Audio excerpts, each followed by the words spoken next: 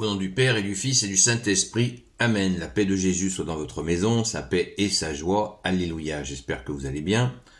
Nous poursuivons l'évangile selon saint Matthieu, chapitre 11, versets 20 à 24. Chapitre 11, versets 20 à 24. Que ta parole, ô Jésus, rentre dans mon esprit, que ma bouche proclame ta parole et que mon cœur l'accueille. Amen. Nous lisons donc le Saint-Évangile. Alors Jésus commença à invectiver les villes où la plupart de ses miracles avaient eu lieu, car elles ne s'étaient pas converties. Malheur à toi, Chorazin, malheur à toi, Bethsaïde, si les miracles qui ont eu lieu chez vous avaient eu lieu dans Tyr et dans Sidon, depuis longtemps, elles auraient fait pénitence avec le sac et la cendre. Aussi, je vous dis, Tyr et Sidon s'en tireront un meilleur compte que vous au jour du jugement. Et toi, Capharnaüm, vas-tu t'élever jusqu'au ciel? Non, tu descendras jusque chez les morts. Car si l'on avait eu chez les gens de Sodome les miracles qui ont eu lieu chez toi, leur ville serait encore là aujourd'hui. Aussi, je vous dis, Sodome s'en tirera à meilleur compte que toi au jour du jugement. Merci Jésus pour ta parole. Alléluia. Alors, la pénitence, quelques éléments de contexte pour comprendre ce que dit Jésus, qui n'est pas content, c'est que dans l'Ancien Testament, quand une ville se faisait pénitence, ville c'est le mauvais comportement de ses habitants, eh bien il se fabriquait un vêtement avec une toile à sac, ce genre sac à patates si vous voulez, et il s'asseyait dans la cendre. C'était une façon de dire au bon Dieu qu'ils regrettaient leur mauvais comportement et qu'ils demandaient pardon. Ils faisaient pénitence. Elle aurait fait pénitence avec le sac et la cendre. Voilà, c'était une pratique des Hébreux bien connue. Alors, qu'est-ce qui se passe dans ces villes que Jésus la pointe du doigt, ce qui est quand même assez rare que Jésus parle ainsi, mais il le fait quand même régulièrement. Alors, l'exégèse, c'est-à-dire l'explication de la Sainte Écriture, nous dit Chorazin et Bethsaïde, c'est les deux villes qui sont mises en cause. Il y avait dans ces deux villes des centres d'études supérieures de religion. Mais elles n'avaient pas accueilli l'Évangile. Alors, Tyr et Sidon, eux, il nous est-il dit, ce sont deux villes païennes qui ont été maudites par les prophètes. Dans Isaïe, ça a été précisé, et dans Jérémie aussi. Donc, il y a un élément là qui est tout à fait intéressant. C'est tout à fait intéressant, nous disons, un centre d'études supérieures de religion qui n'accueille pas l'Évangile. Ah! Donc, ça veut dire que c'est encore le groupe pharisien maître de la loi qui bloque l'avancée de Jésus en refusant la bonne nouvelle. Ce qui veut dire, en résumé, c'est refuser le Messie qui était attendu depuis 700 à 800 ans, quand même. Donc, et qui donc avait une influence suffisamment grande sur le peuple pour empêcher Jésus d'avancer dans cette ville. Voilà la conversion, la pénitence qu'il aurait fallu avoir, hein, c'est de reconnaître ce que Jésus dit.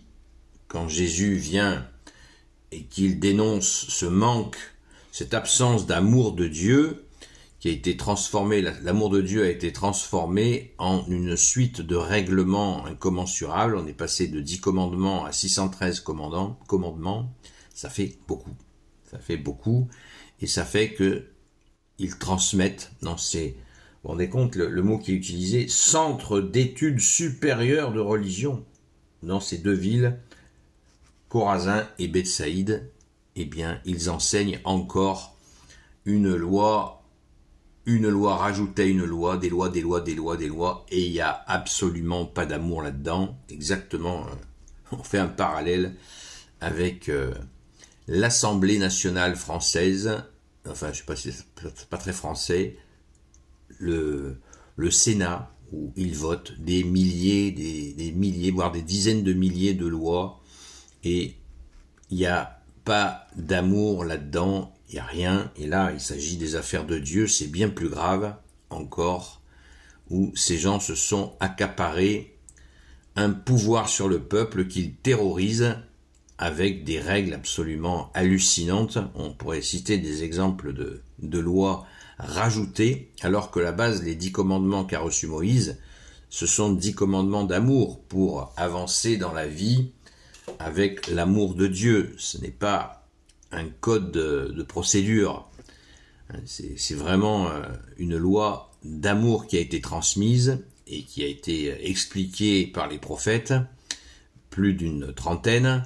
Et là, c'est encore ce groupe-là, pharisiens et maîtres de la loi, qui empêchent avec leurs petites institutions qu'ils ont cadenassées à l'amour de Dieu de se répandre dans le peuple. Et Jésus annonce la couleur, la sentence sera terrible, puisque le royaume des cieux s'est fait tout proche. C'est la phrase que Jésus répète le plus souvent dans l'évangile. C'est la visite, c'est Dieu qui nous rend visite. Alors, quand Dieu nous rend visite, qu'est-ce qu'on fait? On regarde ailleurs, ou on dit « Hosanna au plus haut des cieux, béni soit celui qui vient au nom du Seigneur ». Voilà ce que nous faisons. C'est la fameuse entrée de Jésus à Jérusalem. C'est ce que nous faisons lorsque nous faisons chaque année la fête des rameaux. Voilà la bonne attitude d'accueillir le Messie tant attendu. Jésus ne nous demande pas d'être parfait, mais quand le Sauveur est là, nous l'accueillons. J'utilise assez souvent cette image, c'est comme si vous êtes en train de vous noyer et que le maître nageur vient à votre secours et que vous lui dites « Non, non, non, non, c'est pas la peine » et puis vous continuez à vous noyer. Donc accueillons le roi de gloire, le Dieu de nos vies. Quand il vient frapper à notre porte, c'est là le sens des conversions. Regardez ce qui se passe en France. L'année dernière, nous avons eu 32% d'augmentation de baptême. Cette année, c'est 50%. Il y a bien donc là des gens qui ont compris qu'il fallait accueillir Jésus. Et quel bonheur! Merci Jésus d'être le roi de gloire, le Dieu de nos vies, notre seul maître. Amen. Gloire au Père, au Fils et au Saint-Esprit, maintenant et toujours et pour l'éternité. Amen. Ô Jésus, toi qui peux tout et qui portes tout, toi le Sauveur, toi l'Emmanuel, je te confie toutes celles et ceux qui regarderont cette vidéo ainsi que leurs proches selon ta seule volonté, ô Jésus. Sainte Marie, Reine des cieux, toi l'Immaculée Conception, toi qui écrases le serpent, toi qui as la lune sous tes pas, toi notre Mère, Notre-Dame.